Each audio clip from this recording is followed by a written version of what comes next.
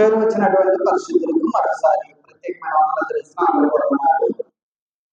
ఈరోజు మనం నేర్చుకునేటటువంటి రాజు ఎవరు అంటే ఇశ్రాయేలు 10వ రాజు అయినటువంటి ఏహు ఏహు అనేటటువంటి ఆయన గురించి మనం ఆలోచన చేద్దాము.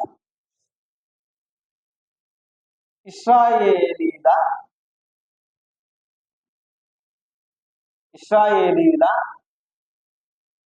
10వ రాజైన ఏహు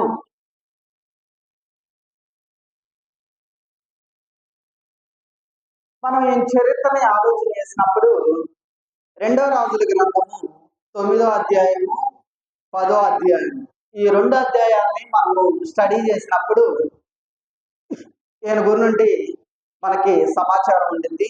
అక్కడే కాదు కానీ యోధారాజుల చరిత్ర మనం చదివేటప్పుడు కూడా 2వ దినవృత్తాంత గ్రంథము 22వ అధ్యాయము 7 నుండి 12 వచనాల్లో కూడా ఇతని గురించినటువంటి సమాచారం మనకి కనిపించింది. అయితే మనము 2వ రాజుల గ్రంథం 9వ అధ్యాయము 10వ అధ్యాయాన్ని ఆధారం చేసుకొని కొన్ని విషయాలను మనం ఆలోచన చేద్దాం. ఈ 2 అధ్యాయాలకి ఇచ్చినటువంటి టైటిల్ ఏంటంటే చరిత్రకారులు లేదా చరిత్రని పరిశీలన చేసినప్పుడు ఈ 2 అధ్యాయాలకు ఉన్నటువంటి పేరు ఏంటంటే వరస హత్యల చరిత్ర. వరస హత్యల చరిత్ర అంటే ఈ 2 అధ్యాయాల్లోని సుమారుగా చాలా మందిని చంపేస్తారు. అందుకే ఈ 2 అధ్యాయాలకు ఉన్నటువంటి పేరు ఏంటంటే వరస హత్యల చరిత్ర అని చెప్పడం జరిగింది. అయితే ఈ ఏహు గురించి మనం ఆలోచన చేసినప్పుడు మొదటి విషయం ఏంటంటే వ్యక్తిగత సమాచారం.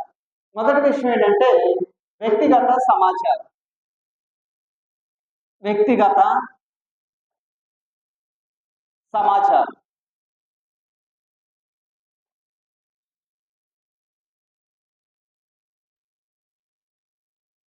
వ్యక్తిగత సమాచారాన్ని మనం ఆలోచన చేసినప్పుడు ఈ 2వ రాజుల గ్రంథము 9వ అధ్యాయము మొదట్లో మనం ఆలోచన చేసినప్పుడు మొదటి వచనాన్ని ఆలోచన చేసినప్పుడు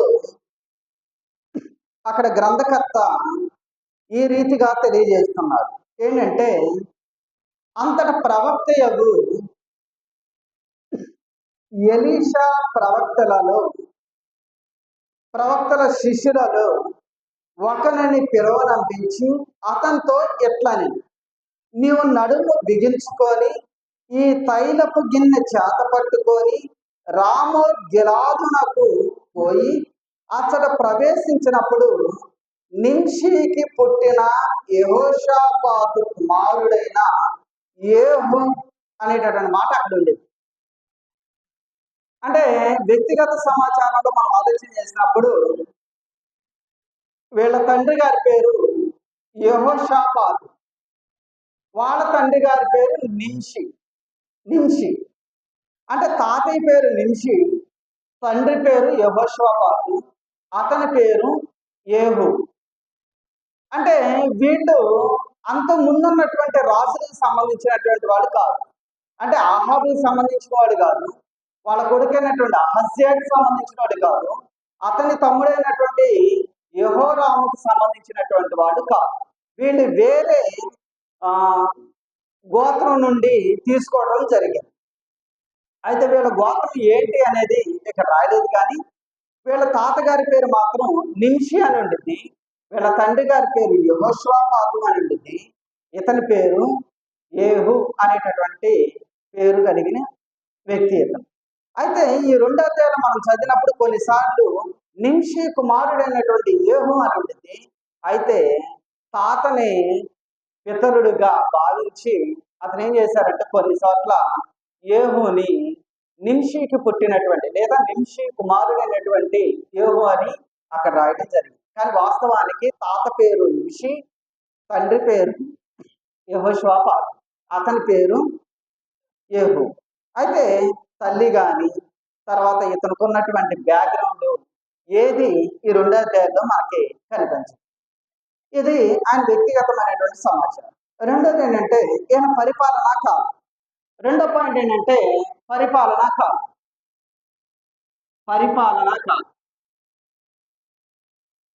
ఏంటి ఈయన పరిపాలనా కాలము అంటే పరిపాలనా కాలాన్ని మనం ఆలోచన చేసినప్పుడు 10వ అధ్యాయం 36వ వచనాన్ని, 2 రాజుల గ్రంథం 10వ అధ్యాయం 36వ వచనాన్ని మనం చదివినప్పుడు, సోమ్రోనులో యెహూ ఇశ్రాయేలీయులను ఏలిన కాలం 28 ఏండ్లు. అంటే 28 సంవత్సరాలు ఈయన పరిపాలన చేసింది. మనం చరిత్రలో ఆలోచన చేసినప్పుడు క్రీస్తు పూర్వము 841 నుండి 813 ఆ కాలంలోని మనం యెరూషలేము చరిత్ర, ఐరోపా చరిత్ర, సిరియా చరిత్ర అవి మనం చదివినప్పుడు, సిరియా రాజులు యుద్ధం చేసినప్పుడు వీళ్ళు అక్కడ కనిపించడం జరిగింది. మనం చరిత్రలో కూడా ఇవే ఉంటాయి. కాకపోతే యెహోషాపాతు, యేహూ, నింషి అనే పేర్లు ఉండవు, చరిత్ర వేరేలా ఉండటం జరిగింది. అయినప్పటికీ ఇక్కడ మనం ఆలోచన చేసినప్పుడు నింషి పరిపాలనా కాలం ఎన్ని సంవత్సరాలు అంటే 28 సంవత్సరాలు. క్రీస్తుకు పూర్వమే 841లో పరిపాలన ప్రారంభం అయితే 813 వరకు, అంటే 28 సంవత్సరాలు ఆయన పరిపాలన చేసినట్లు మనం చూడగలం. ఇశ్రాయేలీల ముఖ్య పట్టణం ఏది అంటే సోమ్రోను అనేది మాత్రం మనం మర్చిపోకూడదు. అదే యోధా గోత్రికులు లేదా యోధా రాజ్యం యొక్క ముఖ్య పట్టణం ఏది అంటే యెరూషలేము అనేది మనం మర్చిపోకూడదు. ముఖ్య పట్టణం ఏంటంటే సోమ్రోను. ఈ తర్వాత యేహూ రాజు అవడం. యేహూ రాజు అవడం మనం ఆలోచన చేసినప్పుడు 3వ పాయింట్ యేహూ రాజు అవడం. రాజు ఎలా అయింది? రాజు అవడం. ఇప్పుడు యెహోషాపాతు రాజా అంటే రాజు కాదు, లేదా వాళ్ళ నాన్న అయినటువంటి నింషి రాజా అంటే ఆయన రాజు కాదు. మరి ఇప్పుడు అక్కడ ఇశ్రాయేలీని పరిపాలిస్తున్నటువంటి రాజు ఎవరు అంటే యెహోరాము. మనం పోయిన వారం నేర్చుకున్నాం కదా, యెహోరాము పరిపాలన చేస్తాడు ఇశ్రాయేలీల రాజ్యాన్ని. అటు యోధా రాజ్యాన్ని అహజ్యా పరిపాలన చేస్తాడు. అహజ్యా ఎవరు అంటే యెహోరాము యొక్క మేనల్లుడు. ఇప్పుడు వీళ్ళిద్దరు పరిపాలన చేస్తున్నారు. అయితే అతనికి సంబంధించిన వాడు కాదు, ఇతనికి సంబంధించినటువంటి కానటువంటి ఒక వ్యక్తిని దేవుడు సెలెక్ట్ చేసుకోండి, దేవుడు ఎన్నుకోండి. ఇప్పుడు మనం 9వ అధ్యాయాన్ని చదివినప్పుడు మనకు అర్థమైందండి. 1 నుండి కొన్ని వచనాలు ఆలోచన చేద్దాం. 2 రాజుల గ్రంథం 9వ అధ్యాయము 1 నుండి కొన్ని వచనాలు. ఆల్రెడీ 2వ వచనం చదివాం కాబట్టి ఇక 2వ వచనం మధ్యలో నుండి వెళ్ళిపోతాం.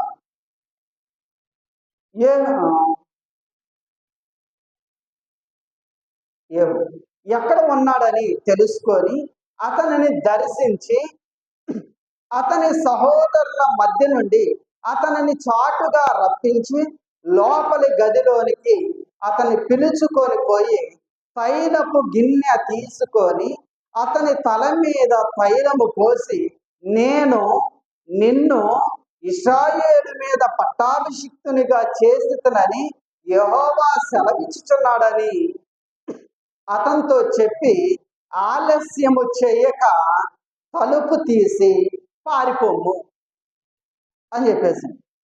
అంటే ఇక్కడ ఎలీషా ఒక దైవజనుడు. ఎలీషా ఏం చేసిందంటే తన దగ్గర ట్రైనింగ్ అవుతున్నటువంటి కొంతమంది శిష్యుల్లో ఒక అతన్ని పిలిచింది. ఎలీషా దగ్గర పరిచర్య నేర్చుకుంటున్నటువంటి ప్రవక్తలలో ఒక అతనిని లేదా ప్రవక్త యొక్క శిష్యుణ్ణి ఒక అతన్ని పిలిచింది ఎలీషా. పిలిచి ఏం చెప్పిండంటే, అయ్యా నువ్వు ఒక తైలపు కొమ్ములో తైలాన్ని తీసుకొని రామోత్గిలాదునకు వెళ్ళి అక్కడ నేను ఒక పేరు చెబుతా, ఆ పేరు కలిగినటువంటి వ్యక్తిని తైలంతో అభిషేకించి నువ్వు తలుపు తీసుకొని పారిపోయి వచ్చాయి అని చెప్పేసి. సరే అని తైలపు కొమ్ము తీసుకొండు, అందులో తైలం పోసిండు, ఆ కొమ్ముని తన వరలో కుచ్చుకొండు ప్రయాణమై రామోద్గిలాదులకు వచ్చిండు. సోమ్రోనుకు రాలేదు, తర్వాత ఇజ్రాయేలు ప్రాంతానికి రాలేదు. ఎక్కడికి వచ్చిందంటే రామోద్గిలాదులకు వచ్చింది. వచ్చి అక్కడ చూసినప్పుడు నింషికి పుట్టినటువంటి యెహోషాపాతు, అతను పుట్టినటువంటి యేహూని చూసింది. దేవుడు అతన్ని చూపించింది. అతన్ని వెంటనే పిలవటానికి వెళ్దాము అనుకుంటే అక్కడ చుట్టూ సైన్యం ఉంది, తర్వాత చాలా మంది ఉన్నారు. అతని దగ్గరికి వెళ్ళటానికే కష్టం అయిపోయింది. వెంటనే ఆలోచన చేసి చాలా చాకచక్యంగా దగ్గరకు వెళ్ళేసి అతన్ని పిలిచింది. ఎవరిని పిలిచిందంటే యేహూని పిలిచింది. అయ్యా, నీతో కొంచెం మాట్లాడాలి, ఇలా వచ్చేయి అని చెప్పేసి. ఆ విషయం చదువుతాం. యవ్వనుడైన 4వ వచనం, యవ్వనుడైన ఆ ప్రవక్త పోవలనని బయలుదేరి రామోద్గిలాదునకు వచ్చినప్పటికీ సైన్యాధిపతులు కూర్చొని ఉండేది. అంటే ఈయన ప్రవక్త చెప్పినట్లుగా రెడీ అయిండు, ప్రయాణం చేసిండు, రామోద్గిలాదుకు వచ్చిండు. రాముడు ఏం జరిగిందంటే సైనికులు అందరూ ఆ కూర్చొని ఉన్నారు. 5వ వచనం, అప్పుడు అతడు అధిపతి నీకొక సమాచారం తెచ్చితలని చెప్పగా యేహూ ఎందరిలో అది ఎవరిని కూర్చినదని అడగగా అతడు అధిపతి నిన్ను కూర్చినదే అని. అందుకు యేహూ లేచి ఇంటిలో ప్రవేశించడం.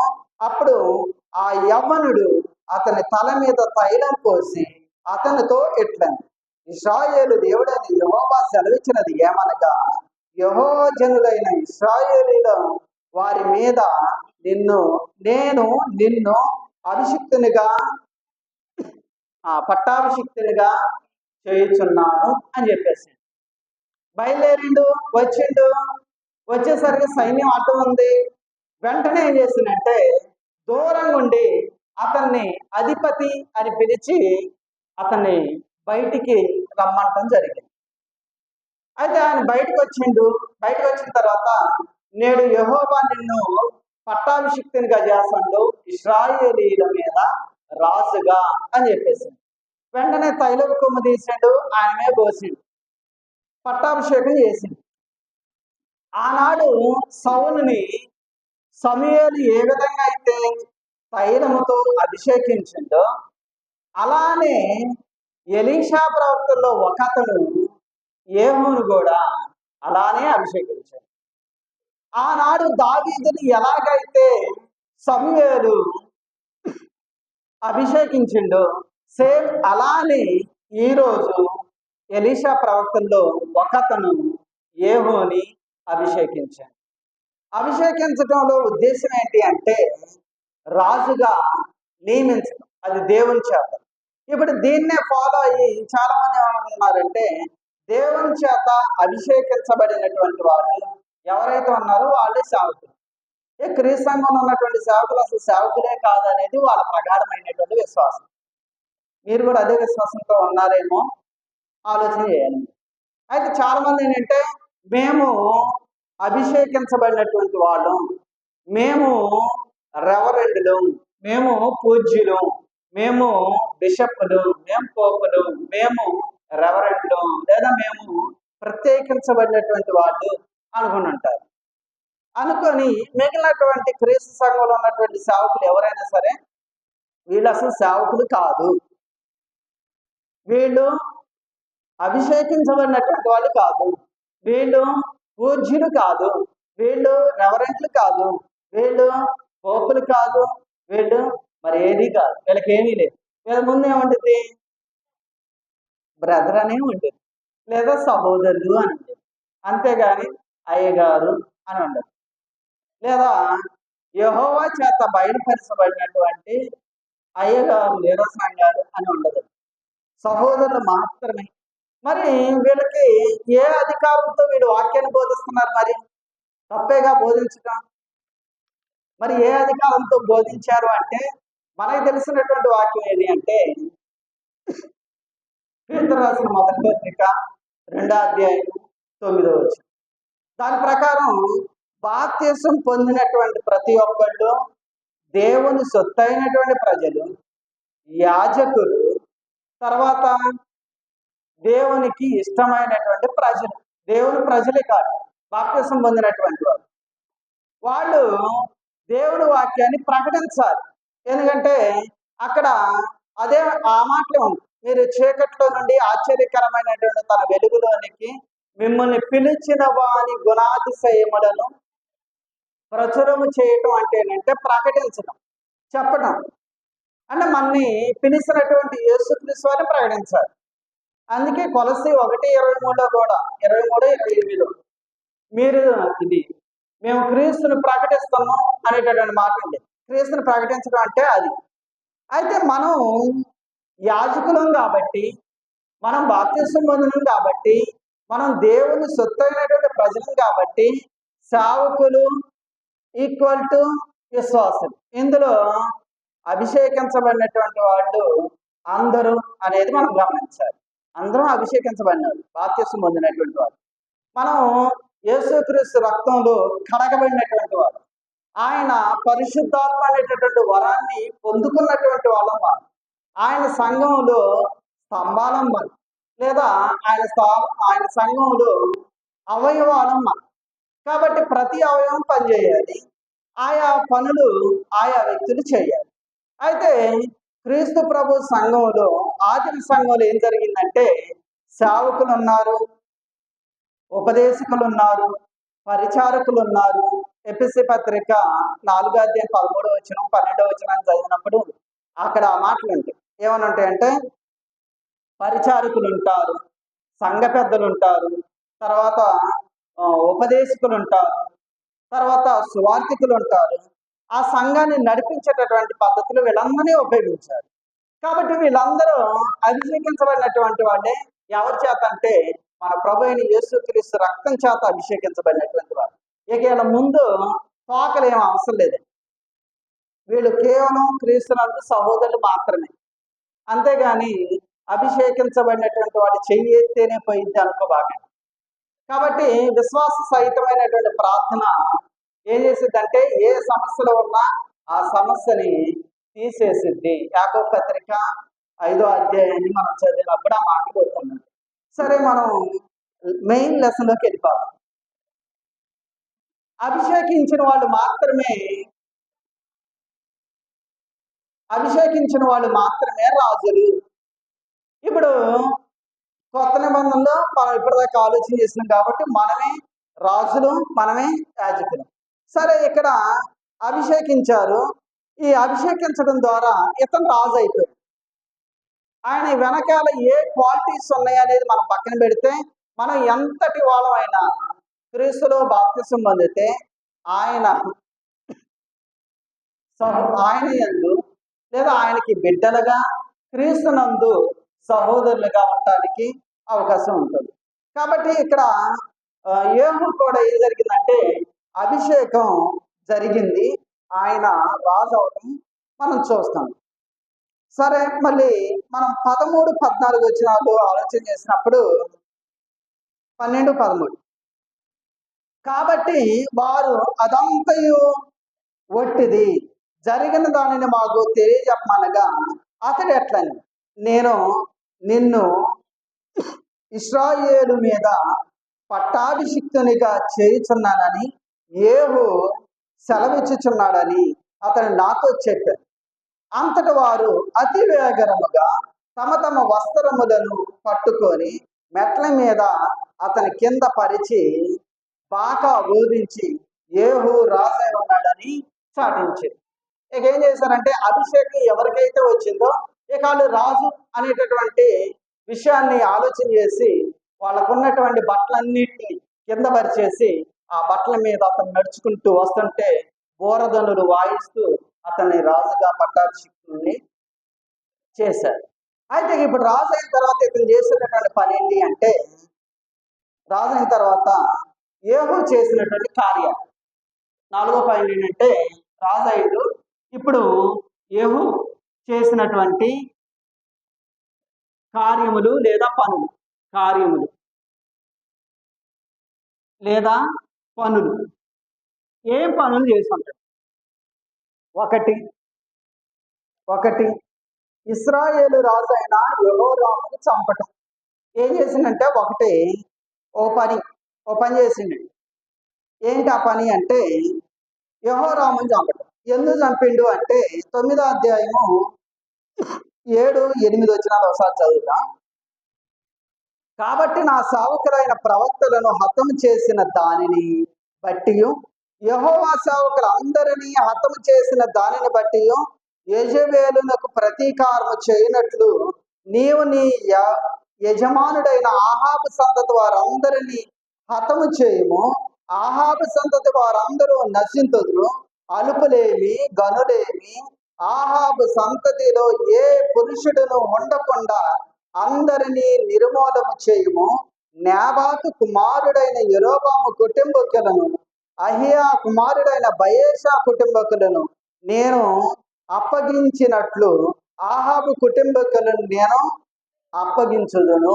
ఈ వాగ్దానం ఎవరికి ఈ వాగ్దానం చేశారంటే యెహూకి చేశారు. ఎలీషా ప్రవక్తల శిష్యుల్లో ఒక అతని ద్వారా యెహోవా చెప్పిండు. ఏమని చెప్పిండంటే ఆహాబుకు సంబంధించిన వాళ్ళందరినీ చంపేయాలి. ఎలా చంపాలి అంటే యెరోబాముకు సంబంధించిన వాళ్ళని ఎలాగైతే నేను చంపించిందో, తర్వాత బయేషాకి సంబంధించిన వాళ్ళందరినీ నేను ఎలాగైతే చంపించిందో, ఇప్పుడు యెరోబాము ఒక సంతానం, బయేషా ఒక సంతానం, ఇప్పుడు ఆహాబు ఇంకో సంతానం. ఆహాబు జిమ్రీ కానుండి వచ్చిందిగా, ఆడదో సంతానం. ఈ తర్వాత ఏహు సంతానం వచ్చేసింది. ఈ వారం నుండి వరుసగా 4 వారాలు ఏహు సంతానానికి సంబంధించినటువంటి విషయాలు మనం నేర్చుకున్నాం. అంటే ఏహు పుట్టినటువంటి కుమారుడు, తర్వాత ఆయన పుట్టినటువంటి కుమారుడు, ఆయన పుట్టినటువంటి కుమారుడు, ఆయన పుట్టినటువంటి కుమారుడు, వీళ్ళది ఒక వంశం.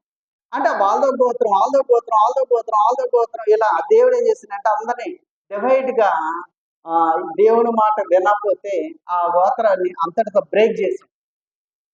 కానీ యోధా రాజ్యానికి వచ్చినప్పుడు ప్రతి రాజు యోధా గోత్రం, బెన్యామీను గోత్రానికి చెందినటువంటి వాళ్ళు ఒక్కరు కూడా ఉండరు.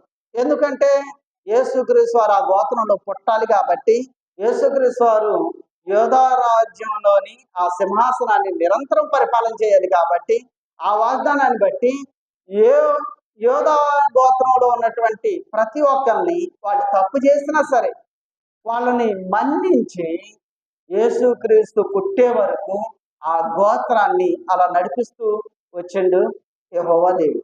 అయితే మనం ఇక్కడ ఆలోచన చేసినప్పుడు ఈ వాగ్దానాన్ని బట్టి మొట్టమొదటి విషయంలో యేహూ చేసినటువంటి కార్యం ఏంటంటే ఇశ్రాయేలు రాజు అయినటువంటి యెహోరామును చంపడం. మనం 22వ వచనాన్ని ఆలోచన చేద్దాం. 22వ వచనం 9వ అధ్యాయం. అంతటి యెహోరాము యెహూను చూచి యెహూ సమాధానమా అని అతడు అడగగా యెహూ నీ తల్లి అయిన యెజబెలు జారత్వమును చిల్లంగి తనమును ఎంత అపరిమితమై ఉండగా సమాధానం ఎక్కడి నుండి వచ్చునని యెహోరాము రథము త్రిప్పి అహజ్యా ద్రోహం జరుగుతున్నదని అహజ్యాతో చెప్పి పారిపోయాడు. అప్పుడు యేహూ తన బలము కొలది విల్లు ఎక్కుపెట్టి యెహోరాము భుజబలముల మధ్య కొట్టగా బాణము అతని గుండె గుండ దూచి పోయెను. కనుక అతడు తన రథమునందే ఒరిగేను అనేటటువంటి మాట మనం చదువు. అంటే ఈయన మొట్టమొదటి పని ఏం చేసిందంటే యెహోరాముని చంపేసింది. యెహోరాముని చంపేసింది. ఎలా చంపేసిందంటే యెహోరాము ఇజ్రాయేలులో గాయాలతో అంటే హజాయేలుతోని యుద్ధం చేసినప్పుడు తనకు కలిగినటువంటి గాయాలను నయం చేసుకోవటానికి ఇజ్రాయేల్ ప్రాంతానికి వెళ్ళినప్పుడు ఆ గాయాలు ఏం జరిగాయంటే సెప్టిక్ అయ్యి ఎక్కువ అయిపోయినాయి. ఇక్కడ లేదు నేను రాసి, అంటే రోగిగా తయారైపోయింది. గాయాలు తగిలినటువంటి అతను రోగిగా మంచంలోనే పడి ఉండేటటువంటి స్థితికి వెళ్ళిపోయాడు. ఆ రోగాన్ని తగ్గించుకోవడానికి ఇశ్రాయేలు ప్రాంతానికి వెళ్ళిండు. అక్కడ అంటే నయం చేయించుకుంటూ ఈ లోపలని యేహూ రాజు అతను రథం ఎక్కి ఇజ్రాయేల్ ప్రాంతానికి వచ్చిండు. అయితే మొదటి సైనికుని పంపించిండు, రెండో సైనికుని పంపించిండు, మూడోసారి ఆయనే వచ్చిండు. యేహూ సమాధానమేనంటే ఎక్కడి నుండి సమాధానం వచ్చేది? మీ అమ్మ చేసినటువంటి జారత్వాన్ని బట్టి, మీ అమ్మ చేసినటువంటి చిల్లంగితనాన్ని బట్టి సమాధానం ఇంకెక్కడ ఉండిద్ది అని చెప్పేసి చంపడానికి ప్రయత్నం చేసిండు. వెంటనే యెహోరాము పారిపోతుండు. అహజ్యాన్ని పారిపోమండు. పారిపోయి అతని మీద బాణాన్ని గురిపెట్టి వేస్తే గుండెలు గుండా చీలిపోయి రథంలోనే చనిపోయాడు యెహోరాము. మొదటి హత్య ఇది. అంటే యెహోరాము దేవుని అనుమతితోనే చంపేశాడు. ఎందుకు చంపేసి ఉంటాడు అంటే ఒకసారి మనం ఆలోచన చేయాలి. సామెతల గ్రంథం 16 అధ్యాయం 16ఏనా కింద చదివిన మనం 16 అధ్యాయము 4వ వచనం. ప్రతి వస్తువు దాని దాని పని నిమిత్తము కలుగు చేసింది. ఎవరు కలుగు చేసింది అంటే దేవుడే కలుగు చేసింది. ప్రతి వస్తువు యెహోవా ఏం చేసిందంటే ప్రతి వస్తువును దాని దాని పని నిమిత్తం కలుగు చేసింది. ఇప్పుడు ఆకాశంలో కానీ మహాకాశంలో కానీ భూమి అన్నంతటా ఉన్నటువంటి ప్రతి దాంట్లో దేవుడు ఎందుకు వాటిని సృష్టించిండు అంటే వాటి పని నిమిత్తమే సృష్టించింది. అయితే అందులోని ఆ సృష్టిలోనే భక్తిహీనులను కూడా సృష్టించిండు. భక్తిహీనులు కూడా సృష్టించిండు. వాళ్ళని ఎందుకు సృష్టించిండు అంటే నాశన దినమునకు ఆయన భక్తిహీనులను కలుగజేసింది. అంటే నాశన దినం కోసం వాళ్ళని సృష్టించింది. ఇప్పుడు వాళ్ళని చూసి మనం ఏమవుతాం? భయపెడుతుందండి. మన ముందే యాక్సిడెంట్ అయి చనిపోయారు అనుకోండి, వాళ్ళని చూస్తే మనకేమొచ్చింది? భయం వేసింది. బండి ఎలా తోలాలో అని, ఎలా తోలాలో భయం వేసింది. కాబట్టి వాళ్ళని చూసినప్పుడు భయం వేసి మనం ఏం చేస్తామంటే నిదానంగా వెళ్ళటానికి, జాగ్రత్త పడటానికి అవకాశం ఉంటుంది. లేదా మనం ముందే పుట్టి, మన ముందే పెరిగి, మన ముందే రోగిష్టిగా చనిపోయింది అనుకో, వాళ్ళ జీవితాన్ని స్టడీ చేసి వాళ్ళని బట్టి మన జీవితాన్ని మార్చుకున్నట్టు మనం. అలానే భక్తిహీనులను కూడా ఎందుకు దేవుడు కలుగజేసిందంటే నీతిమంతులు మారాలి అని, నీతిమంతులు తమ మార్గాన్ని సరి చేసుకోవాలి, నీతిమంతులు తమ జీవితాన్ని దేవునికి దగ్గరగా ఉంచుకోవాలనేటువంటి విషయంతోనే దేవుడు ఏం చేసిందంటే ప్రతి వస్తువుని దాని పని కోసం నిర్ణయించాడు. కానీ భక్తిహీనులు మాత్రం నాశన దినం కోసం దేవుడు కలుగజేశాడు.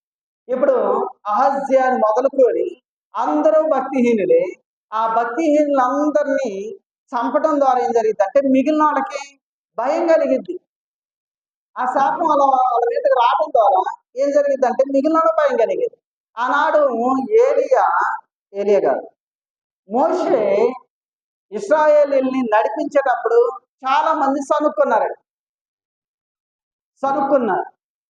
సనిగిన వాళ్ళందరినీ దేవుడు ఏం చేసిందంటే చంపేసింది ఖచ్చితంగా.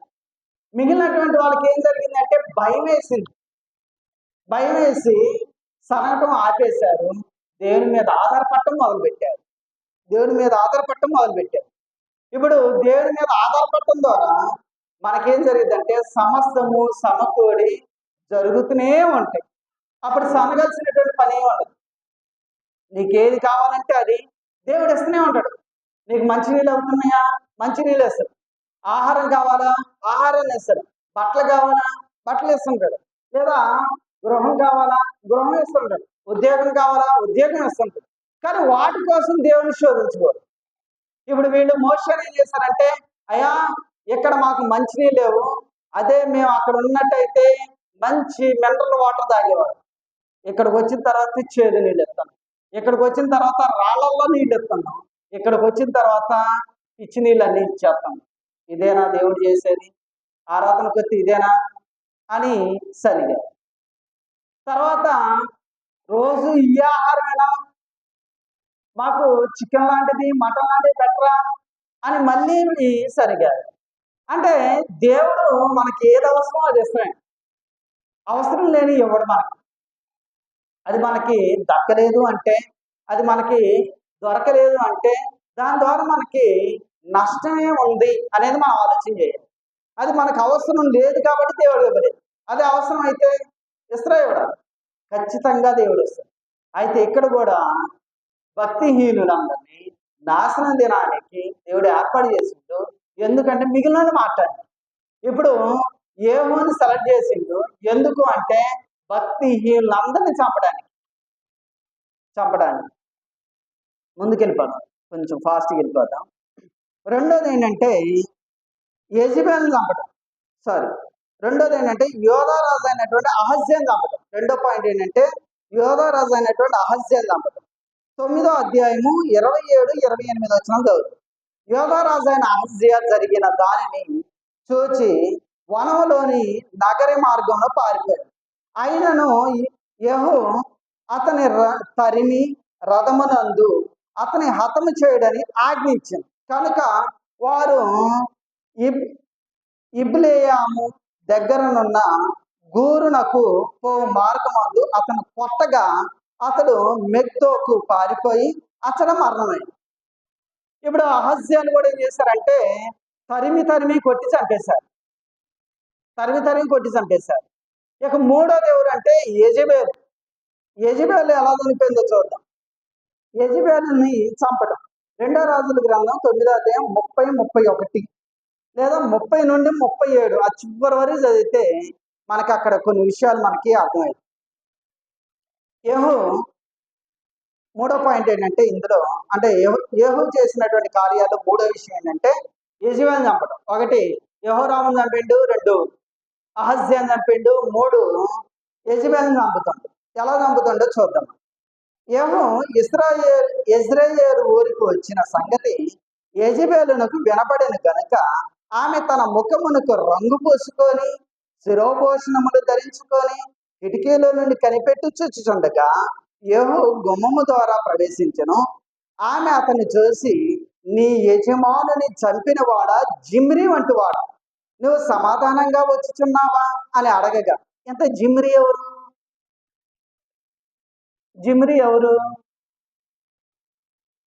ఆయన ఒమ్రి, ఈయన జిమ్రి. ఆహాబు తండ్రి ఒమ్రి, ఈయన జిమ్రి. అంటే ఒమ్రి కంటే ముందు రాజు జిమ్రి. ఈయనేం చేసిందంటే ఆయన ముందున్నటువంటి రాజుని చంపేసిండు. మంచి మొత్తం ఉన్నటువంటి టైంలో లోపలికి వెళ్ళి చంపేసినటువంటి రాజు ఆయన జిమ్రి లాంటోడా అని చెప్పింది. ఏమో నువ్వు సమాధానంగా వచ్చుచున్నావా అని అడగగా అతడు తల పైకెత్తి కిటికీ తట్టు చూసి నా పక్షమునున్న వారు ఎవరని అడగగా 2-3 పరిచారకులు పై నుండి తొంగి చూచిరి. దీనిని కిందకి పడదోయడని అతడు చెప్పగా వారు దానిని కిందకి పడదోయించినందున దాని రక్తములో కొంత గోడ మీదను గుర్రముల మీదను చెందెను. మరియు గుర్రముల చేత అతడు దానిని తొక్కించెను. అతడు లోపల ప్రవేశించి అన్నపానములు చేసిన తర్వాత ఆ శాపగ్రస్తురాలు రాజకుమార్తె గనుక మీరు వెళ్ళి దానిని కనుగొని పాతిపెట్టడని ఆజ్ఞగా వారు దాన్ని పాతిపెట్టుటకు పోయినవి. అయితే దాని కపాలం అంటే తల, పాదాలంటే ఇక ఇవే, ఇక్కడ అంటే కాళ్ళు మొత్తం కూడా కాదు, పాదాలు, తర్వాత అరచేతులు అంటే చేతులు మొత్తం కూడా కాదు, ఈ అరచేతులు మాత్రమే తప్ప మరి ఏమీ కనపడలేదు. ఇప్పుడు ఏమో తల, అరిచేతులు, అరికాళ్ళు ఇవి తప్ప అసలు ఏమీ లేవు. ఇప్పుడు ఏం జరిగింది అంటే ఇతను యెహూ యెజ్రెయేలుకి వచ్చిండు. యెజ్రెయేలులోని యెజబెల్ ఉంది, మంచిగా టిప్ టాప్ తయారయ్యి యెహూ కోసం చూస్తాడు. యెహూ రాజమార్గంలో నుండి అంటే ముఖ ద్వారం నుండి వచ్చేసి నా పక్షాన ఎవరున్నారు అంటే ఈ లోపల వాళ్ళు మాట్లాడుతున్నారు. ఏది యెజబెల్ తిట్టింది, జిమ్రీ లాంటి వాడా, నీ యజమానుడైనటువంటి రాజుని చంపేటటువంటి కురూరుడా అని తిట్టేసిన తర్వాత నా పక్షాన ఎవరున్నారు అని యెహూ అడిగినప్పుడు 2-3 పరిచారకులు ఆయన వైపు చూశారు.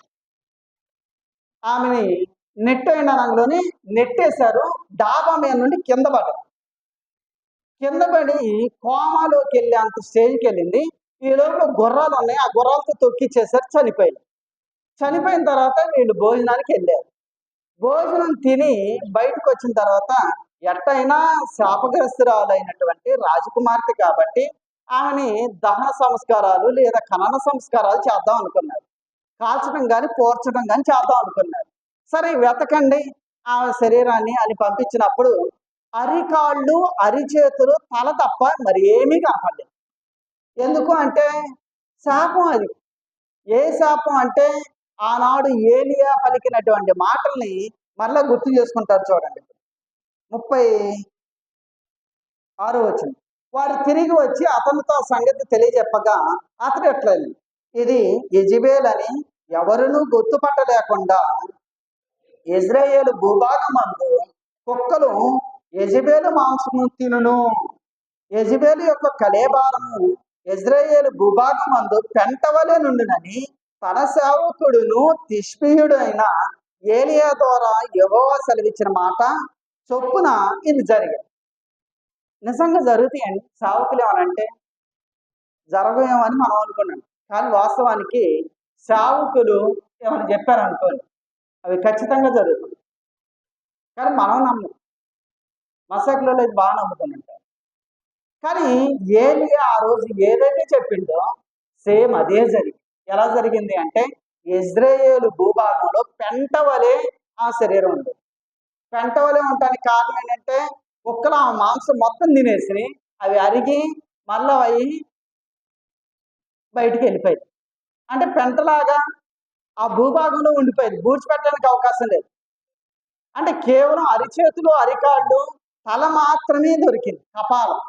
కపాలం అంటే ఇంకా పిన్ పాయింట్ చూడాలంటే ఈ పై శరీరం లేనటువంటి పుర్రె మాత్రమే ఉంది అక్కడ. కళ్ళు కానీ, ఈ శరీరం కానీ, ఈ జుట్టు కానీ అసలు ఏమీ లేదు.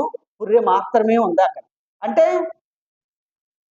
మొత్తం ఆ మాంసం మొత్తం కుక్కలు తినేసినాయి. అది వీడు జ్ఞాపం చేసుకున్నాడు. కాబట్టి యెజెబెలు అంత క్రూరంగా చనిపోయింది.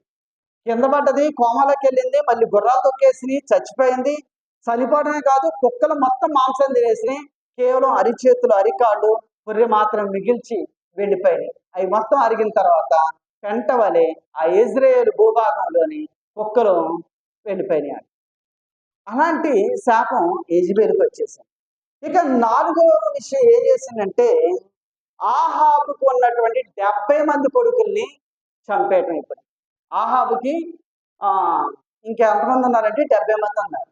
అహజ్యా కాదు, యెహోరాము కాదు, ఇంకా 70 మంది ఉన్నారంట. వాళ్ళ గురించి మనం ఆలోచించాలి. 10వ అధ్యాయం 1-7 వచ్చినారు. సోమ్రోనులో ఆహాబుకు 70 మంది కుమారులు ఉండేది. యెహూ వెంటనే తాకీదు చేయించి సోమ్రోన్లో నుండి ఇజ్రాయేలు అధిపతులకు పెద్దలకు ఆహాబు పిల్లలను పెంచువారికి పంపి ఆజ్ఞ ఇచ్చినది ఏమనగా, అంటే సోమ్రోనులో ఆహాబుకి ఎంతమంది కొడుకులు అన్నారంటే 70 మంది ఉన్నారు. ఆ 70 మంది పెంచేటటువంటి అధిపతులు ఉన్నారు. తర్వాత ఇజ్రాయేలులో పెద్దలు ఉన్నారు, అధికారులు ఉన్నారు. వాళ్ళందరికీ యెహూ ఏం చేసిందంటే ఒక ఉత్తరం రాసింది. ఏంటి ఆ ఉత్తరం అంటే, అయ్యా, మీ ఆహాబుకి సంబంధించినటువంటి 70 కుమారుల్లో ఒక కొడుకుని సెలెక్ట్ చేసుకోండి, వాడిని రాజుగా ఉండండి, ఆడి మీద నేను యుద్ధం చేస్తా అని చెప్పేసి. మీరు ఇంటికి వెళ్ళిన తర్వాత చదవండి, టైం అయిపోతుంది అందుకని. కాబట్టి మేమిద్దరం యుద్ధం చేస్తాం, ఎవరు గెలుస్తారో వాళ్ళ పక్షాన మనం ఉందాం అనుకుంటారు. ఇప్పుడు అక్కడ ఉన్నటువంటి ఇజ్రాయేలు ప్రాంతంలో ఉన్నటువంటి అధిపతులు, పెద్దలు వీళ్ళందరూ ఏం చేశారంటే, ఎప్పటికే అహజ్యా చనిపోయింది యోధా రాజ్యం. ఎవరి చేతులు? యెహూ చేతులు. ఇటు ఇశ్రాయేలు రాజు అన్నటువంటి యెహోరాము చనిపోయిండు యెహూ చేతులు. అలాంటిది ఈ పిల్లలను నిలబెడితే వీళ్ళేమో బ్రతుకుంటారా? అయ్యా, మీరు ఏ చెబితే అదే శాతమని ఉత్తరానికి ప్రత్యుత్తరం పంపించారు. అయితే ఇప్పుడు మా ఆహాబు ఏం చేస్తుంది, యెహూ ఏం చేస్తుందంటే 6వ వచనం, అప్పుడు అతడు 2వ తాకీదును రాయించి, మీరు నా పక్షమున నుండి నా మాట వినుటకు ఒప్పుకొనిన ఎడల మీ యజమానుని కుమారుల తలను తీసుకొని రేపు ఇదే టయానికి ఇక్కడికి రాండి సోమ్రోను అని పంపించారు ఒక తాకీదు. ఈ ఉత్తరం వెంటనే అందిన తర్వాత అదే టయానికి సోమ్రోనికి 70 మంది తలల్ని గంపలో వేసుకొని రావాలి అని తాకీదు ఇచ్చారు. వెంటనే వీళ్ళు ఏం చేశారంటే ఇజ్రాయేల్ ప్రాంతంలో ఉన్నటువంటి వాళ్ళు, తర్వాత అధిపతులు, వాళ్ళ తర్వాత అతను పెంచినటువంటి అధిపతులు అందరూ ఏం చేశారంటే సోమ్రోన్లోని ఆహాబుకున్నటువంటి 70 మందిని ఏం చేశారంటే చంపేశారు. వాస్తవానికి సోమ్రోన్లో లేరు ఇప్పుడు వీళ్ళు. ఎక్కడున్నారంటే ఇజ్రాయేల్ ప్రాంతంలో ఉన్నారు. కానీ సోమ్రోన్లోని పుట్టినటువంటి కొడుకులు వీళ్ళు. అర్థమైంది కాలేదు. అయితే వెంటనే చంపేసి వాళ్ళ తలలన్నిటిని గంపలో వేసుకొని 70 తలలు తీసుకొని వచ్చి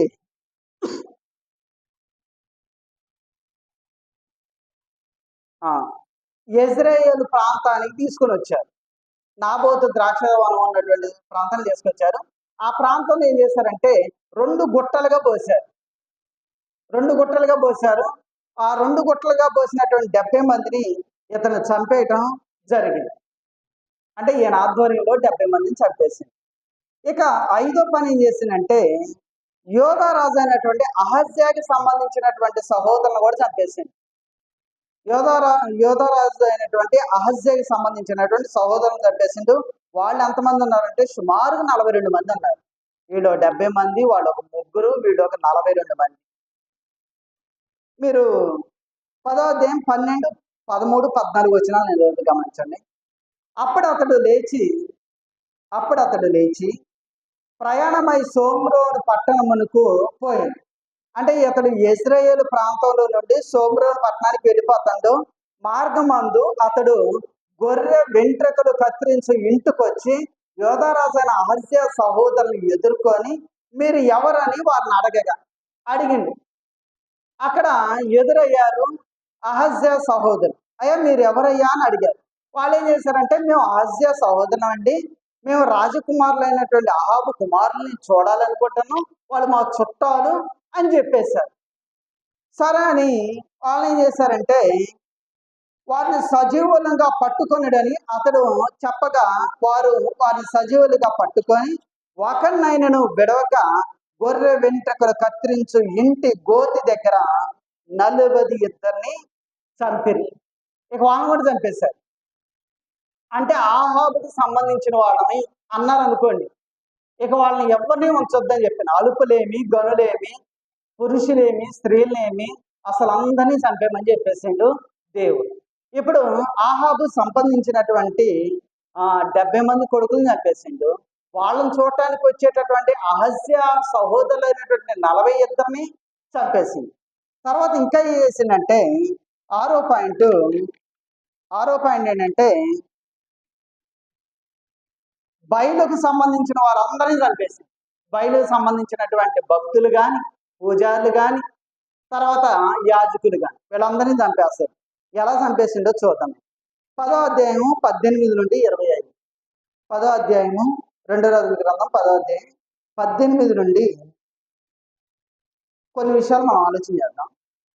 తర్వాత యేహూ జనులందరినీ సమకూర్చి వారికి ఇలాగూ ఆజ్ఞ ఇచ్చింది. ఏంటి ఆజ్ఞ అంటే ఆహాబు బయలుదేవతకు కొద్దిగానే పూజించాడు. యేహూ అను నేను అధికంగా పూజ చేయబోతున్నాను. కావున ఒక్కడైనను తప్పకుండా బయలుకు ప్రవక్తలందరినీ, వారి భక్తులందరినీ, వారి యాజకులందరినీ నా యొద్దకు పిలవనంపించుడి. నేను బయలులకు గొప్ప బలి అర్పింపబోతున్నాను గనుక రానివాడెవడో వాడిని బ్రతకనీయనని చెప్పాడు. ఇప్పుడు యెహూ ఏం చేసిందంటే అహజ్యా కొద్దిగానే బయలు పూజించాడు. నేను ఇంక ఎక్కువగా పూజ చేస్తా అని చెప్పేసింది.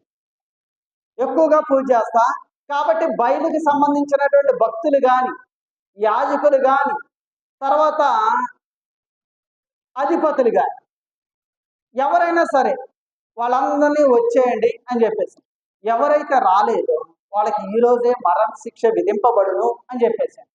అంటే రాజు తెలుసుకుంటే దెబ్బలకు కొదువా అన్నట్లుగా రాజు ఆజ్ఞ జారీ చేసింది కాబట్టి మిస్ అయితే చచ్చిపోతామేమో అనేటటువంటి భయంతో ప్రపంచంలో ఉన్నటువంటి అనేక మంది బయలు ప్రవక్తులను, బయలు యాజకులను, బయలు భక్తులను వీళ్ళందరూ వచ్చేసారు. బయలుదేవత దగ్గరకు వచ్చేసారు. వచ్చేసి ఏం చేశారంటే మరియు కాదు కనుక బయలునకు గొప్ప బలి అర్పింపబోచున్నాను గనుక రానివాడెవడు వాని బ్రతకనేనని చెప్పాను. అయితే బయలునకు మ్రొక్కు వారిని నాశనం చేయటికై అతడి ప్రకారము కపటోపాయం చేసి మరియు యెహూ బయలునకు పండుగ నియమింపబడిందని చాటించడని ఆజ్ఞేయగా వారు అలాగ చాటించారు. యెహూ ఇశ్రాయేలు దేశం అంతట్లోనికి వర్తమానం పంపింపగా బయలునకు మ్రొక్కు వారు అందరూ వచ్చిరి. రానివాడు ఒక్కడునూ లేడు.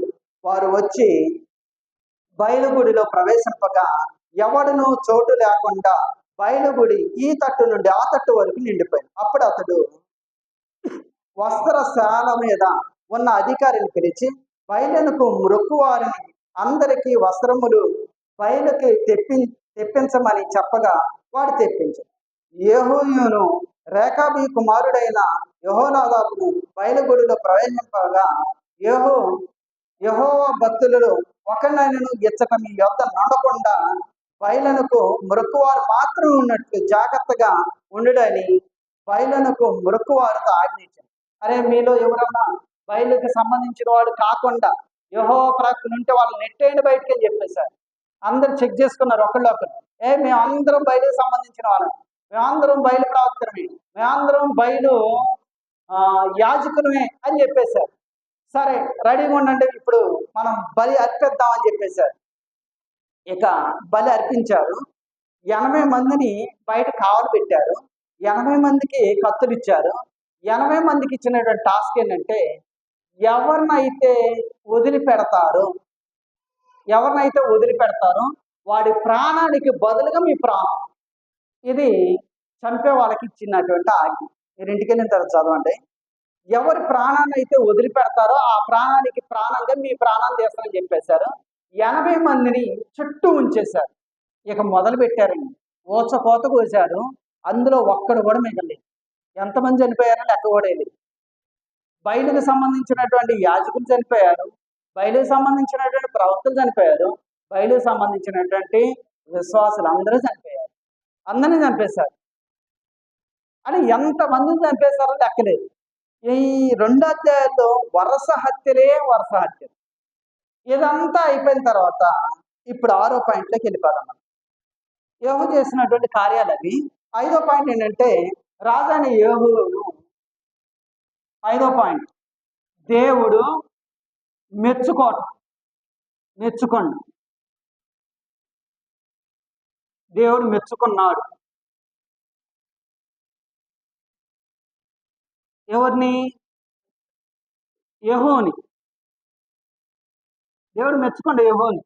ఎందుకు మెచ్చుకోండి అంటే దేవుడు చెప్పినట్లుగా చేయమనగా. దేవుడు చెప్పినప్పుడు అది పాపమా అది శాపమా అని ఆలోచన చేయకూడదు. దేవుడు చెప్పిండు అంటే అది ఎంత కష్టమైనా సరే చెయ్యాలి. దేవుడు చెప్పలేదు అంటే అది ఎంత ఈజీ అయినా చేయకూడదు. అది మనం నేర్చుకోవాలి. ఇప్పుడు దేవుడు చెప్పిండు కాబట్టి అది చేసింది కాబట్టి దేవుడు మెచ్చుకోండి. దేవుడు చెప్పండి మనం చేయకూడదు ఖచ్చితంగా. ప్రకటన గ్రంథం 22వ అధ్యాయం 18, 19 వచనాలు ఏమని ఉంటుందంటే ఈ ప్రవచన గ్రంథం ఉన్నటువంటి వాక్యాలకి మీరు కలిపారనుకోండి, దేవుడు కూడా ఈ గ్రంథంలో ఉన్నటువంటి తెగుళ్ళన్నిటినీ కలుపుతుంది మనకి. తెగులు మీద తెగులు వచ్చేసింది మనకి. ఎందుకు వచ్చింది తెగులు అంటే, అయ్యా నాకు ఎందుకు ఈ అనారోగ్యం వచ్చింది, ఎందుకు ఈ రోగం వచ్చింది, ఏంటి నేను చేసిన పరిస్థితి అంటే నువ్వు బైబిల్ గ్రంథానికి లేని అన్నీ కలిపినవు కాబట్టి నీ నాశనానికి నువ్వు పొందించుకున్నావు. అంటే ఈ శాపాలన్నిటినీ ఈ తెగుళ్ళన్నిటినీ మన మీదకి కలిపిండు దేవుడు. వాటన్నిటిని యాడ్ చేసింది మన జీవితం. శోధన మీద శోధన, సమస్య మీద సమస్య, ఇబ్బంది మీద ఇబ్బంది. ఇప్పుడు ఈ ప్రవచన గ్రంథంలో కొన్ని వాక్యాలు తీసేసిన అనుకోని మనకు పరలోకాన్ని తీసేస్తారు. రెండోది ఆ పరిశుద్ధ పట్టణంలో పాలు కూడా లేకుండా చేస్తారు. అక్కడ ఉన్నాయి అవి. మనం కలిపితే మనకు కలుపుతుడు, మనం తీసేస్తే మనకి తీసేస్తాడు. ఇది తెలియక మనం కలిపేస్తున్నాం, మనకు తెలియక ఇవన్నీ తీసేస్తున్నాం. ఆదివారమున రొట్టె విరుచుట కూడారు అంటున్నాం. ప్రతి ఆదివారం లేదుగా కాబట్టి ఆదివారం మా ఇష్టం అంటారు కొంతమంది. అది తీసేయటమా కలపటం అంటే తీసేయటం. ఇప్పుడు నెలకోసారి ప్రభరాత్రి బలి తీసుకున్నాం అనుకోండి, ఇప్పుడు అలా పరలోకం ఉండిద్దా? ఉండదు ఖచ్చితంగా. తీసేస్తున్నాడు. నువ్వు ఈ గ్రంథంలో ఉన్నటువంటి వాక్యాలు తీసేస్తే నేను తీసేస్తాను. నువ్వు కలిపితే నీకు కూడా శోధనలు, సమస్యలు, ఆ అసలు తెగుళ్ళు, ఇందులో ఉన్నటువంటి తెగుళ్ళన్నిటినీ మనకు గలపుతుంది. కాబట్టి ఇక్కడ దేవుడు యెహూకి చెప్పినట్లుగా చేసి, ఏదైతే దేవుడు చెప్పిండో అదే చేసి, చెప్పంది మాత్రం చేయలేదు. ఆ రోజు సౌలు అమాలేకీలందరినీ చంపవయ్యా అంటే అందులో మంచి క్రొవ్వు బట్టినవి, మేలైనటువంటివి, దండిగా ఉన్నవి దేవుడు కానుక ఇవ్వడానికి తెచ్చిందంట. చూసారా ఎంత ఆశ్చర్యం! దేవుడికి ఇవ్వటానికి తెచ్చిండు. దేవుడికి ఇవ్వటానికి ఆయన కష్టార్జితం కాదు అది, ఆయన చెమట చిందించి సంపాదించిన డబ్బులు కాదు అది. దేవుడు అవి వద్దు నిర్మూలన చేసేసి వాటిని పెంటగా తీసేయమన్నటువంటి వాటిలో శ్రేష్టమైనవి తీసుకొచ్చి బలిద్దాం అనుకో. అప్పుడు సమయాలు ఏమంటానంటే, దేవుడి మాట వినటం కంటే దేవుడికి ఇలాంటివి ఇవ్వటం అవి దేవుడు స్వీకరించలేదు. దేవుడి మాట వినకుండా మనం ఇష్టం వచ్చినంత కానుకలు ఇచ్చినా అవి దేవుడు స్వీకరించలేదు. అనుకుంటుంటాం మనం, నా ఇష్టం వచ్చినట్టు చేసి ఒక 1000 కానుక ఇచ్చిన అనుకుంటాం మనం. ఆ కానుకలు దేవుడు తీసుకొని, ఇప్పుడు దేవుడు యెహోవాను మెచ్చుకోండి. ఏమని మెచ్చుకోండి అంటే 10వ అధ్యాయం 30వ వచనంలో కావున యెహోవా యెహూతో నిలాగు సెలవిచ్చింది, నువ్వు నా హృదయ ఆలోచన అంతటి చొప్పున ఆహాబు కుటుంబకులకు చేసి నా దృష్టికి న్యాయమైన దానిని జరిగించి బాగుగా నెరవేర్చితివి గనుక నీ కుమారులు 4వ తరం వరకు ఇశ్రాయేలు రాజ్య సింహాసనం మీద ఆసీనులగుదురు అని చెప్పేసి. అంటే 4 తరాలు ఆశీర్వాదం. ఇప్పుడు మనం చేసినటువంటి మేలు 4 తరాల దాకా వచ్చిందండి. మనం చేసినటువంటి కీడు 4 తరాల దాకా వచ్చింది లేదుగా అనబాకండి. చూపిస్తూనే ఉంటాడు దేవుడు. ఇప్పుడు యేహూ చేసినటువంటి మంచి పనికి ఏం జరిగింది? 4 తరాల దాకా ఉంది. ఇప్పుడు మనం కూడా క్రీస్తు ప్రభు సంఘంలో ఉన్నాం, ఒక మంచి పని చేస్తున్నాం ఈ చర్చ్ బిల్డింగ్ పునర్నిర్మించడానికి. అయితే మనం చేసేటటువంటి ఈ సర్వీస్ ఏదైతే ఉందో అది మన కష్టార్జితం అయితే పావలా అవ్వచ్చు, బేడ అవ్వచ్చు, ఎంతైనా అవ్వచ్చు. అది మనం కష్టపడి సంపాదించినటువంటి డబ్బుల నుండి కొంత మనం దేవుడికి ఇచ్చిన, ఇది రానున్నటువంటి 4-5 తరాల వరకు దేవుని ఆలయంగా, దేవుని మందిరంగా, క్రీస్తు ప్రభు సంఘంగా, సత్యారాధన జరిగేటటువంటి చోటికి మన వంతు మనం ఇస్తే మన కుటుంబాలు 4 తరాల వరకు ఆశీర్వదించబడుతుంది. అది ఆరోగ్యంలో అవ్వచ్చు, ఆయుష్లో అవ్వచ్చు, లేదా ధనంలో అవ్వచ్చు, మరి ఏ విషయంలోనైనా సరే దేవుడు మనం దీవిస్తాడు. మనం కొంచెంగా ఇస్తే కొంచెమే దీవెన, ఎక్కువ ఇస్తే ఎక్కువే దీవెన. ఎవరైనా సరే నాకు లేవు నేను కొన్నేస్తాను కొంచెమే మనం దీవించబడు. మన దగ్గర ఉన్నాయి ఎక్కువ ఇచ్చినానికి ఎక్కువ దీవించబడు. ఎవరు ఎంత ఇస్తే అంతే దేవుడు. కొలత చొప్పునే మనం కొరింథీ పత్రికలో ఉండేదిగా, నువ్వు ఏ కొలతతో కొలుతూ ఆ కొలత ప్రకారం మనకు ఆశీర్వాదాలు.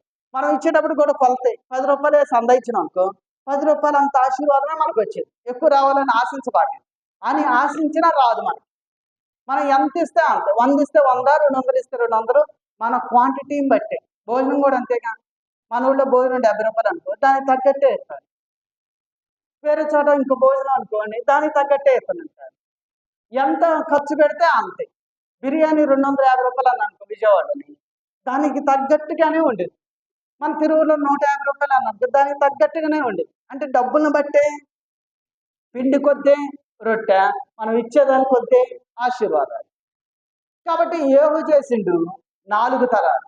యేహూ కుమారుడైనటువంటి యెహోయాహాజు 10వ అధ్యాయం 35వ వచనంలో ఉండింది 2వ రాజుల గ్రంథం. ఆయన దేవుడు ఆశీర్వదించాడు. ఆయన కుమారుడైనటువంటి యెహోయాషు 13వ అధ్యాయం 9వ వచనంలో ఉంటాడు. ఆయన కూడా ఇశ్రాయేలీయుల రాజే. ఆయన కుమారుడైనటువంటి యెరోబాము అని ఉండేది, కానీ మనం యెరోబాము 2 అని పెడతాం. ఎందుకంటే నాబాతు కుమారుడైనటువంటి యెరోబాము అంటాడు. కానీ ఇక్కడ యెరోబాము ఎవరంటే సన్ ఆఫ్ యెహోయాషు అని ఉండేది. కాబట్టి అతన్ని యెరొబాము 2 అంటారు. ఆయన కూడా సింహాసనం అధిష్ఠించుడు. ఇతని గురించి 13 అధ్యాయం 13 వచనం కానీ 14 అధ్యాయం 16 వచనం కానీ మనం చదివినప్పుడు మనం రానున్నటువంటి రోజులు వాళ్ళ గురించి కూడా ఆలోచించాలి.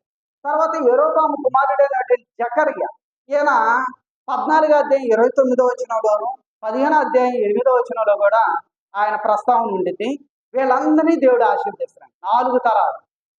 యేహూ కుమారుడైనటువంటి యెహోయాహాజుని దేవుడు ఆశీర్వదించడం, వాళ్ళ కొడుకైనటువంటి యెహోయాషుని దేవుడు ఆశీర్వదించడం, వాళ్ళ కొడుకైనటువంటి యెరొబాము 2ని ఆశీర్వదించడం, వాళ్ళ కొడుకైనటువంటి జకర్యాని ఆశీర్వదించడం.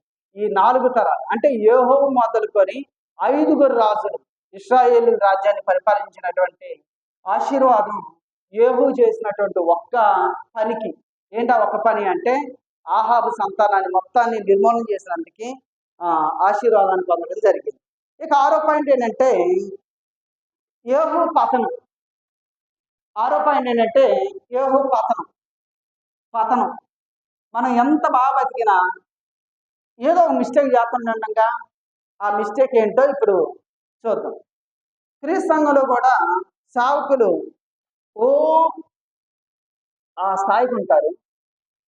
కానీ వాళ్ళు ఏదో చేసినటువంటి చిన్న చిన్న పొరపాట్లకి ఆ శాపం ఏం జరిగిందంటే తర్వాత వాళ్ళ కుమారుల మీద వాళ్ళ మనవల మీద పడేసి అసలు ఆ కుటుంబంలో నుండి సేవకులు ఎవరు రారండి. ఇక ఆయన చనిపోయింది అనుకోండి, సేవకుడు చనిపోయింది అనుకోండి, ఇక ఆ కుటుంబంలో సేవకులు ఉండరండి. భ్రష్టులుగా తయారైపోతుంటారు. క్రీస్తు సంఘానికి కూడా వెళ్ళరండి, మత్సాకులకి వెళ్ళిపోతుంటారు కొన్ని చోట్ల. అయితే క్రీస్తు సంఘానికి వెళ్ళడం వాళ్ళ నాన్న క్రీస్తు సంఘంలోని సేవకులు ప్రసంగాలు మంచిగానే చేస్తున్నారు, మంచిగానే అనేక మందికి వాక్యాన్ని నేర్పిండు. కానీ వాళ్ళ కుమారులు మాత్రం పరమ భ్రష్టులుగా తయారైపోయి క్రీస్తు సంఘానికి ఆరాధన కూడా రారు, మత్సాకుల దగ్గరికి వెళ్ళిపోతారు. అలాంటి పతనావస్థలకి చేరడానికి కారణం ఏంటి అంటే వాళ్ళు చేసినటువంటి ఒక తప్పు ఏదో ఉండేది. ఇప్పుడు యేహూ కూడా ఎంత ఆశీర్వాదాన్ని పొందుకున్నటువంటి అతను కూడా చేసిండే ఒక తప్పు. ఏంటి ఆ తప్పు అంటే పతనానికి ఒక కారణం ఏంటంటే యెరొబాము పాపాన్ని విసర్జించని వాడు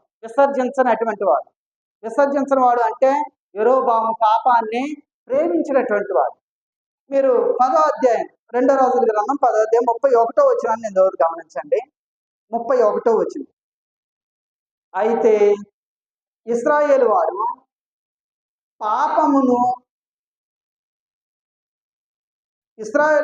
పాపము చేయుటకు కారకుడైన యెరొబాము చేసిన పాపములను యేహూ ఏ మాత్రమును విసర్జించని వాడై ఇశ్రాయేలీల దేవుడైన యెహోవా నియమించిన ధర్మశాస్త్రమును పూర్ణ హృదయంతో అనుసరించుటకు శ్రద్ధాభక్తులు లేనివాడాయను. అంటే దేవుడు చెప్పినట్లుగా జీవించాల. అంటే దేవుడు చెప్పినట్లుగా చేసిండు, జీవితం కాడికి వచ్చేసరికి జీవించలేదు. ప్రసంగాలు అయితే బాగానే చేస్తున్నాం కానీ జీవితాలు మాత్రం బాగోట్లేదు. ఇప్పుడు ఆ శాపం ఏం జరిగింది? రానున్నటువంటి తరాలే పడిపోయింది. ఇప్పుడు వీళ్ళు సేవకులే, వీళ్ళు చనిపోయారు. వీళ్ళ పిల్లోళ్ళు సేవకులే అంటే కొన్ని చోట్ల అయితే క్రీస్తు సంఘానికి తాళాలేసి సేవకుడు చనిపోయారు, ప్రభువు నన్ను నిద్రించారు ఈ సేవకులు, ఇక ఇక్కడ ఆరాధన జరగదు. ఎందుకు జరగదు? అక్కడ ఉన్న వాళ్ళందరూ మత్సాకులో కలిశారు కాబట్టి. ఎందుకు? వాళ్ళ పిల్లోళ్ళు లేదా వాళ్ళ స్థానిక సంఘంలో సేవకులు లేరు కాబట్టి. అంటే రేపు భవిష్యత్తులో మంది అలా తయారవ్వకూడదంటే మనం ఏం చేయాలి? మన స్థానిక సంఘంలోని సేవకులు తయారవ్వాలి. ఎలా తయారవుతారంటే రెడీమేడ్ కొనుక్కొచ్చేవాడు కాదు, ఏదో దింపేయకూడదు, ఇక ఎక్కడి నుండి దింపకూడదు. ఇక మనమే సేవకులుగా తయారవ్వాలి. ఎప్పుడు తయారవ్వగలం? ఇక్కడ ఆల్రెడీ సేవకులు ఉన్నప్పుడే మనం తయారవ్వాలి. ఆయన తర్వాత ఏమైనా అనుకోకూడదు, మనమే ఉండాలి. వీరసంఘం తర్వాత అలా అల్లుడిగా చేయాల్సింది. మన స్థానిక సంఘంలో ఒకళ్ళు ఉండాలి సేవకులుగా, మనం ఎందుకు ఉండకూడదు? వాళ్ళ అల్లుడే ఎందుకు రావాలి? ఆయన ఉన్నప్పుడే నేర్చుకోవాలి కదా. మన కుటుంబంలో సేవకుడు రావాలిగా బయటికి, మన స్థానిక సంఘంలో సేవకుడు ఉండాలిగా అని గట్స్ ఉండాలి మనకి. అంతేగాని ఆయన తర్వాత వాళ్ళ తల్లుడు తర్వాత ఇంకొక ఆయన ఎవరో ఒకరు దింపేద్దాం అనుకోకూడదు. దింపడానికి ఇది సినిమా కాదు, సేవ. కాబట్టి మనమే చేయాలి. మనం చేస్తేనే ఎక్కువ సేవ జరిగేది. ఏదో వాళ్ళు వచ్చి చేస్తేనో వేరే వాళ్ళు వచ్చి చేస్తేనో సంఘం పాడవటానికే కానీ నిలబెట్టడానికి కాదు. కాబట్టి సంఘాన్ని నిలబెట్టాలి అంటే మనమే పూనుకోవాలి. ఇప్పుడు ఇక్కడ కూడా ఏం జరిగిందంటే, ఇతను యరొబాము చేసినటువంటి పాపాన్ని చేసిండు. ఆ పాపం చేయటం వల్ల ఏం జరిగిందంటే సిరియా రాజు అయినటువంటి హజాయేలు కొన్ని ప్రాంతాలను ఓడించేసి యెహూ బలాన్ని బలహీనం చేసింది. సిరియా రాజు అయినటువంటి హజాయేలు కొన్ని ప్రాంతాలను ఓడించింది. మీరు 2 రాజుల గ్రంథం 10వ అధ్యాయము 32, 33 వచనాలు చదివితే, ఆ దినముల్లో యెహోవా ఇశ్రాయేలు వారి అందరినీ తగ్గించనారంభించెను. ఎందుకు తగ్గించిండు? ఇది పాయింట్. అంటే ఇశ్రాయేలుని అందరినీ తగ్గించాలనుకోడు. ఎవరు? దేవుడు. అదేగండి, ఆ దినములలో యెహోవా ఇశ్రాయేలు వారందరినీ తగ్గించాలని ప్రారంభం చేసిండు. ఇశ్రాయేలులందరినీ చంపాలని చూసిండు దేవుడు. ఎలా చూసిండు అంటే, సిరియా రాజు అయినటువంటి హజాయేలు ద్వారా. హజాయేలు ఇశ్రాయేలు సరిహద్దుల్లో నున్న యోర్దాను తూర్పు దిక్కున గాదీలకును రూబేనీలకును చేరికైన గిలాదు దేశం అంతట్లోను